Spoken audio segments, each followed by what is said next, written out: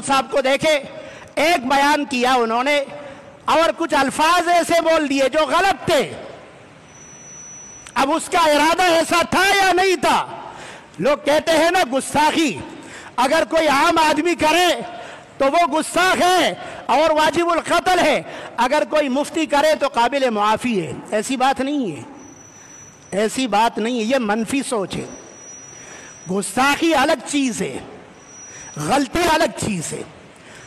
आप देखेंगे इस शख्स की जिंदगी को, एक शख्स ने अपनी पूरी जिंदगी कुरान और सुन्नत के लिए वक्फ की है, लोगों की इस्लाह कर रहा है, लाखों लोग उससे मुतमईन हो रहे हैं, वो तौबा ताइब हो रहे, वो कुरान और सुन्नत की तशरीह कर रहा है।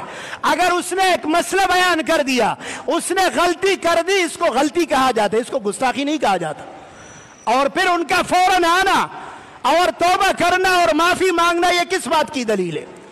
तो माफी मांग रहा है, लेकिन यहां के लोग अल्लाह तो माफ कर देगा लेकिन हम माफ करने के लिए तैयार नहीं है। और एक है गुस्ताख, गुस्ताख उसको कहते हैं जो गालियां बके, जो नाउजुबिल्लाह अपने सलाम के शान में गुस्ताखी करे, कुरान की शान में गुस्ताखी करे और उस पर जमा रहे और बार बार बोले और उसकी जिंदगी गवाह है कि ये दीन और कुरान और खुदा का दुश्मन है।